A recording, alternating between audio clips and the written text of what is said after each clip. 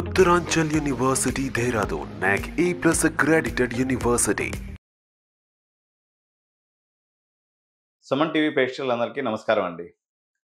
EAMCET, TS EAMCET, అదేవిధంగా AP ఎంసెట్కి సంబంధించినటువంటి exams complete అయినాయి.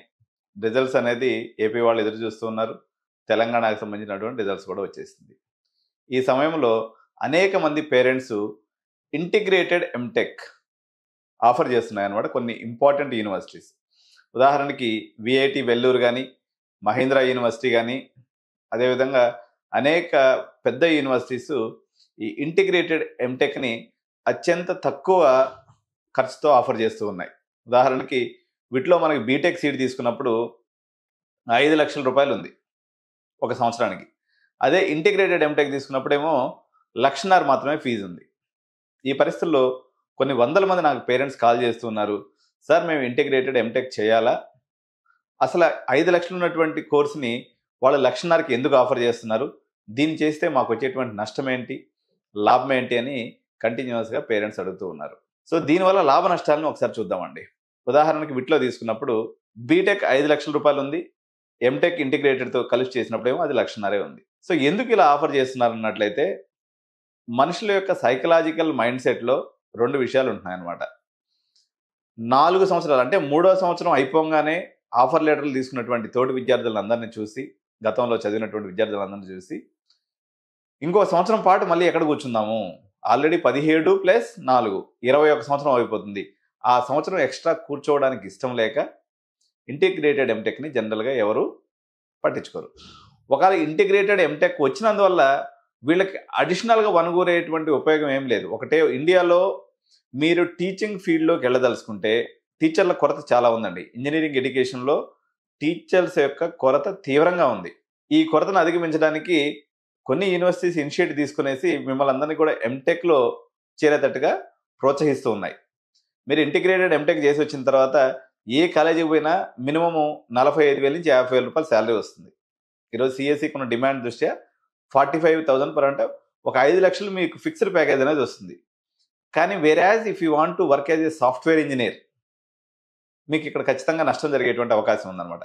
ఎటువంటి నష్టం జరుగుతుంది అంటే, ఎక్కడైనా భారతదేశ వ్యాప్తంగా ట్రెండ్ ఏంటి అంటే, మీరు చూడండి, ప్రసిద్ధమైనటువంటి కాలేజీలు అయినటువంటి ఆర్వి కాలేజ్ కానీ, బిఎంఎస్ కాలేజ్ కానీ, పెస్ యూనివర్సిటీ కానీ, లేకపోతే దయానంద్ సాగర్ కానీ, any college you take, even if you take VIT, SRM, Amrita, ఏ కాలేజ్ తీసుకున్నా సరే బీటెక్ సిఎస్సి చదివినటువంటి పిల్లవాడి యొక్క యావరేజ్ శాలరీ ఒక 14 lakhs 10 lakhs ఉందనుకుందాం ఒక కాలేజీలో.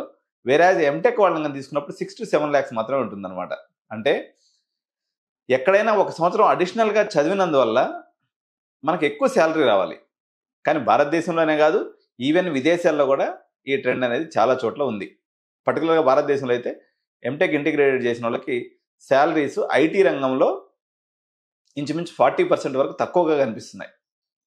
ఒక సిబిఐటి లాంటి ప్రసిద్ధమైనటువంటి కాలేజీలో తీసుకున్నా కూడా సిఎస్సికి 14 lakhs యావరేజ్ ప్యాకేజ్ ఉన్నట్లయితే, బీటెక్ వచ్చేసి 14 lakhs ఉన్నట్లయితే, ఎంటెక్ వచ్చేసి 7 lakhs 8 lakhs మాత్రమే ఉంది. అంటే హాఫ్ ఆఫ్ ది ప్యాకేజ్ పడిపోతుంది. మీరు టీచింగ్ ఫీల్డ్ ఇంట్రెస్ట్ లేదు, మేము టీచింగ్ వైపుకి వెళ్ళము, మేము బీటెక్ అయిపోయిన తర్వాత ఏదో ఉద్యోగం చేసుకుంటాం లేకపోతే ఎంఎస్కి పోతాం అనేటువంటి ఏ పేరెంట్స్ అయినా సరే ఈ ఇంటిగ్రేటెడ్ ఎంటెక్ కోర్స్ని, ఇంటిగ్రేటెడ్ ఎంఎస్సి కోర్సుని అవాయిడ్ చేయడం మంచిది. సార్ కంపెనీలు అలా ఎందుకు, మేము ఆల్రెడీ 4 ఏళ్ళు చదివిన దానికన్నా మా దగ్గర ఎక్కువ నాలెడ్జ్ ఉంటుంది కదా, ఎందుకు మమ్మల్ని హైర్ చేసుకోవని పేరెంట్స్ కొంతమంది అడుగుతూ ఉంటారు. చూడండి, వాళ్ళకి కావాల్సింది more and more young blood. మీరు 21 yearsకి 22 yearsకి మీకు సైకలాజికల్ మైండ్ సెట్లో ఎక్కువ మెచ్యూరిటీ వచ్చేసి కంపెనీ ఎప్పుడు ఏమిస్తుందా, ఇంకో కంపెనీకి మారిపోదామా, ఎక్కువ లైఫ్ గురించి ఆలోచిస్తూ ఉంటారు. మీ యొక్క నిజమైనటువంటి పొటెన్షియాలిటీ, లెర్నింగ్ కెపాసిటీ ఏజ్ పెరిగే కొద్ది సహజంగా తగ్గుతూ ఉంటుంది. అది 1 year దానికి కూడా దాని యొక్క డిమినిషింగ్ ఫ్యాక్టర్ అనేది ఉంటుంది. 21 years అంటే వాడు చాలా బలంగా ఎట్టి పరిస్థితులు ఇది కొట్టేయాలి, అది కొట్టేయాలని చెప్పి ఒక ఆలోచన చేస్తూ ఉంటాడు. 22 ఏళ్ళకి అది తగ్గిపోతుంది, 23 ఏళ్ళకి ఇంకా తగ్గిపోతుంది. సో వాళ్ళు ఇచ్చేటువంటి బేసిక్ వర్క్ చేయడానికి బీటెక్ చదివే వాళ్ళు చాలు, మాకు ఎంటెక్ అనేది ఓవర్ క్వాలిఫైడ్.